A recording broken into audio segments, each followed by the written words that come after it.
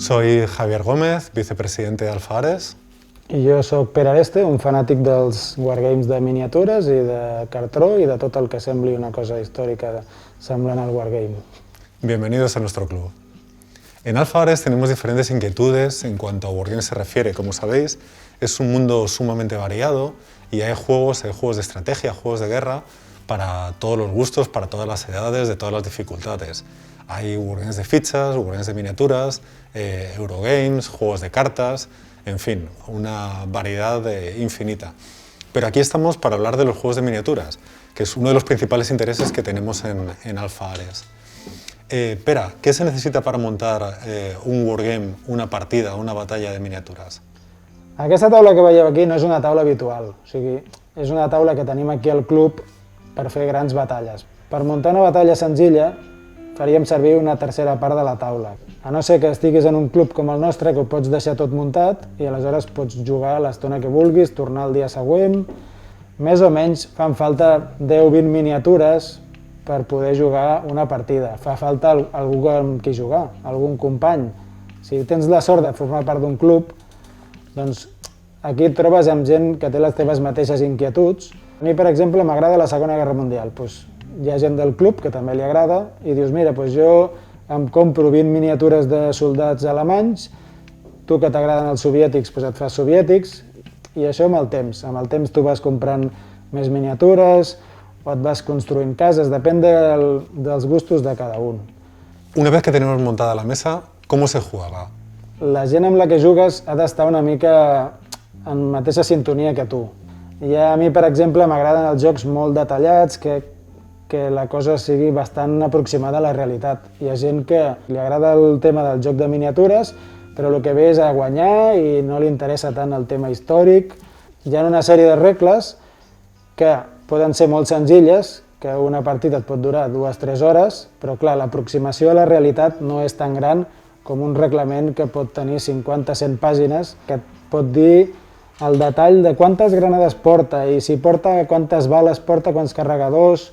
Bueno, nos dices que uno de tus principales intereses, que es la temática de esta mesa, es la Segunda Guerra Mundial. Sí. Pero bueno, como a la mayoría de los aficionados a este hobby, evidentemente te gustan muchas otras épocas. Veo que hoy has montado para nosotros también una mesa de gladiadores con un anfiteatro y un montón de gladiadores e incluso una mesa del Far West, ¿no? Reproduciendo un pueblo del antiguo oeste con pistoleros, con indios, con atracadores del banco, etc. ¿Qué nos cuentas de estas diferentes épocas, diferentes reglamentos? ¿Es algo que también te interesa a ti, más allá de la Segunda Guerra Mundial? Sí, les taules que hem muntat, per exemple, la batalla naval, doncs és una recreació històrica d'una batalla naval de la Segona Guerra Mundial.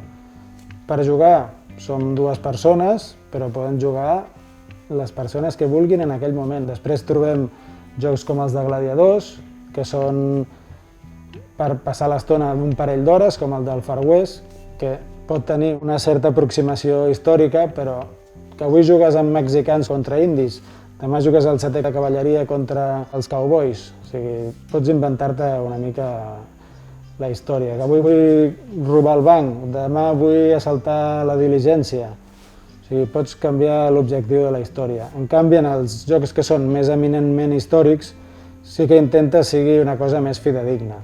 Esta mesa que tenemos delante y otras que has montado de gladiadores y del oeste son partidas con miniaturas de 28 milímetros, que quizás sea un poco la escala de wargame más espectacular, ¿no? Pero bueno, también hay juegos a otras escalas, ¿no? A 15 milímetros, 6 milímetros incluso. ¿Qué aporta cada escala al mundo, al hobby del wargame?